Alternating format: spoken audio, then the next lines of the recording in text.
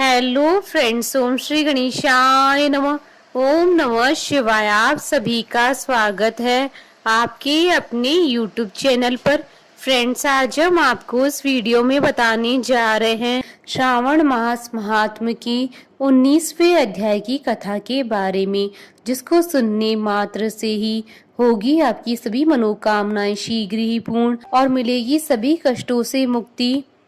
Friends, video शुरू करने से पहले आपसे रिक्वेस्ट है, अगर आप हमारे चैनल पर नए हैं और आपने अभी तक चैनल को सब्सक्राइब नहीं किया है तो प्लीज सब्सक्राइब कीजिएगा चैनल को, साथ ही प्रेस कीजिएगा बेल आइकन को, जिससे नए वीडियो से रिलेटेड नोटिफिकेशन आपको तुरंत प्राप्त हो सके।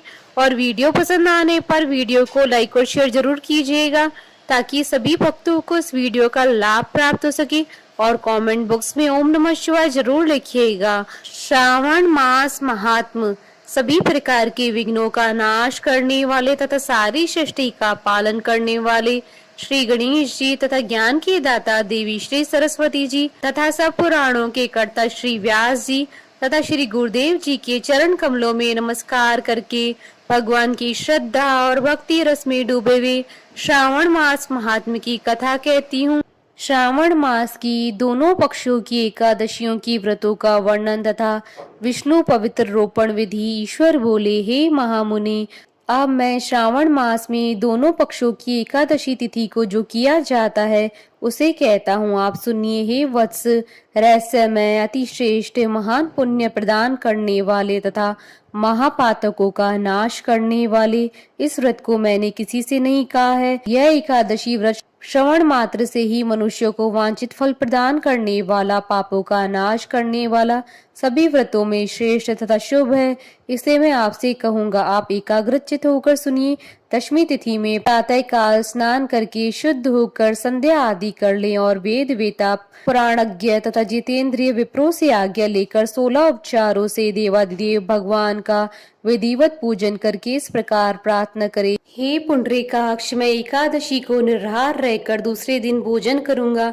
हे अच्युत, आप मेरे शरण दाता होइए। हे वत्स, गुरु देवता तथा अग्नि की सन्निधि में नियम धारण करें और उस दिन काम क्रोध रहित होकर भूमि पर शयन करें। उसके बाद प्रातः काल होने पर भगवान के शव में मन को लगाएं। भूख लगने तथा प्रस्खलन, गिरना, ठोकर आदि लगना के समय श्रीधर इस शब्द का उच्चारण करे। हे वत्स, यह व्रत मोक्ष प्रदान करने वाला है, अतः 3 दिनों तक पाखंडी आदि लोगों के साथ बातचीत, उन्हें देखना तथा उनकी बातें सुनना, इन सबका त्याग कर देना चाहिए। तदंतर क्रोध रहित होकर पंचगव्य लेकर मध्याह्न के समय नदी आदि के निर्मल जल में स्नान करना चाहिए। सूर्य को नमस्कार करके भगवान श्रीधर की शरण में जाना चाहिए और वर्णाचार की विधि से सभी कृत्य संपन्न करके घर आना चाहिए। वहाँ पुष्प, धूप तथा अनेक प्रकार के नैवेद्यों से श्रद्धा पूर्वक श्रीधर की पूजा करनी चाहिए। उसके बाद स्वर्ण में पंचरत्न युक्त श्वेत चंदन से लिप्त तथा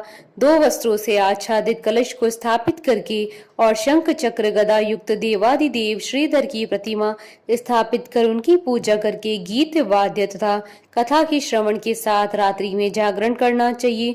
इसके बाद विमल प्रभात होने पर द्वादशी के दिन विधिवत पूजन करके कृतकृत्य होकर बुद्धिमान को चाहिए कि श्रीधर नाम जप करें।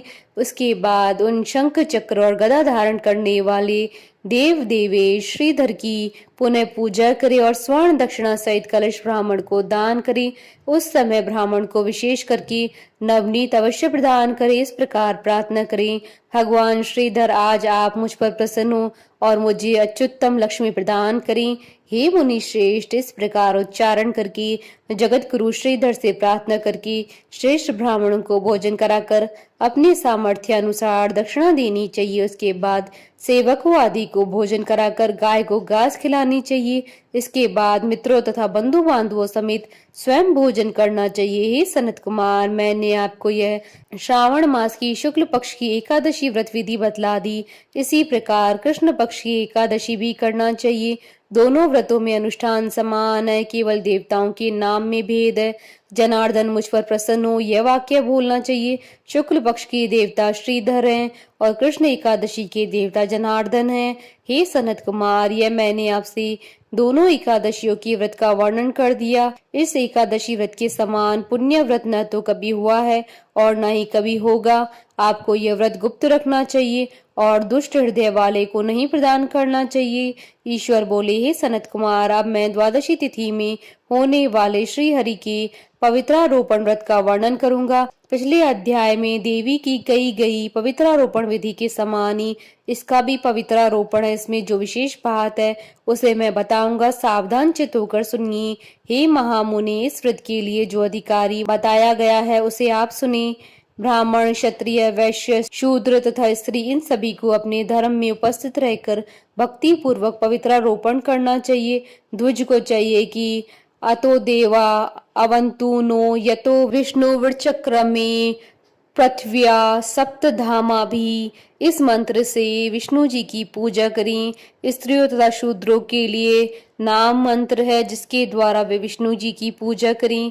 इसी प्रकार द्विज कद्रुद्राय, इस मंत्र से शिव जी की पूजा करें। स्त्रियों तथा शूद्रों के लिए नाम मंत्र है जिसके द्वारा वे शिव जी की पूजा करें। सतयुग में मणिमय, त्रेता युग में स्वर्ण में, द्वापर में रेशम का और कलयुग में कपास का सूत्र पवित्रक के लिए बताया गया है। सन्यासियों को शुभ मानस पवित्रारोपण करना चाहिए। बनाए गए पवित्रक को सर्वप्रथम बांस की सुंदर टोकरी में रखकर शुद्ध वस्त्र से ढककर भगवान के सम्मुख रखें और इस प्रकार कहें, हे प्रभु, क्रियालोप के विधान के लिए जो आपने आच्छादन किया है, हे देव, आपकी प्रसन्नता के लिए मैं इसे करता हूँ। हे देव, मेरे इस कार्य में विघ्न न उत्पन्न हो। हे नाथ, मुझ पर दया कीजिए। हे देव, सब प्रकार से सर्वदा आप मेरी परम गति हैं। हे जगतपते, मैं इस पवित्रक से आपको प्रसन्न करता हूँ। ये काम क्रोध आदि मेरे व्रत का नाश करने वाले न हो। हे देवेश, आप आज से लेकर वर्ष पर्यंत अपने भक्त की रक्षा करें। आपको नमस्कार है। इस प्रकार कलश में देवता की प्रार्थना करके मांस के शुभ पात्र में स्थित पवित्रक की आदर पूर्वक प्रार्थना करनी चाहिए।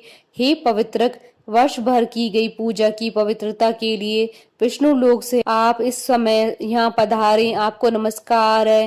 हे देव, मैं विष्णु के तेज से उत्पन्न मनोहर सभी पापों का नाश करने वाले तथा सभी कामनाओं को पूर्ण करने वाले इस पवित्रक को आपके अंग में धारण करता हूँ। हे देवेश, हे पुराण पुरुषोत्तम, आप मेरे द्वारा आमंत्रित हैं, अतः आप मेरे समीप पधारें। मैं आपका पूजन करूंगा। आपको नमस्कार है। मैं प्रातः काल आपको यह पवित्रक निवेदन करूंगा। उसके बाद पुष्पांजलि देकर रात्रि में जागरण करना चाहिए। एकादशी के दिन अधिवासन करें और द्वादशी के दिन प्रातः काल पूजन करें। पुनः हाथ में गंध, दूर्वा तथा अक्षत के साथ पवित्रक लेकर ऐसा कहें, हे देव देव, आपको नमस्कार है। वर्ष पर्यंत की गई पूजा का फल देने वाले इस पवित्रक को पवित्रीकरण हेतु आप ग्रहण कीजिए। मैंने जो भी दुष्कृत्य किया है उसके लिए आप मुझे आज पवित्र कीजिए। हे देव, हे सुरेश्वर, आपके अनुग्रह से मैं शुद्ध हो जाऊं। इस प्रकार मूल मंत्र से संपुटित इन मंत्रों के द्वारा पवित्रक अर्पण करें। उसके बाद महानैवेद्य अर्पित करके निराजन कर प्रार्थना करें और मूल मंत्र से घृत सहित खीर का अग्नि में हवन करें। इसके बाद इसी मंत्र से पवित्रक का विसर्जन करके इस प्रकार बोले, हे पवित्रक, वर्ष भर की गई मेरी शुभ पूजा को पूर्ण करके अब आप विसर्जित होकर विष्णु लोक को प्रस्थान करें। उसके बाद पवित्र को उतार कर ब्राह्मण को प्रदान कर दे अथवा जल में विसर्जित कर दे। हे वत्स, मैंने आपसे श्री हरि के इस पवित्रारोपण का वर्णन कर दिया। इसे करने वाला इस लोक में सुख भोग कर अंत में वैकुंठ को प्राप्त करता है। इस प्रकार श्री स्कंद पुराण के अंतर्गत ईश्वर सनत कुमार संवाद में श्रावण मास महात्म्य में उभय एकादशी व्रत कथन और द्वादशी में विष्णु पवित्रारोपण कथन नामक 19वां अध्याय पूर्ण हुआ। बोलिए भगवान शंकर माता पार्वती जी की जय, भगवान विष्णु जी की जय, सनातन धर्म की जय। हमारे साथ इस वीडियो में अंत तक बने रहने के लिए आपका धन्यवाद। ओम श्री गणेशाय नमः।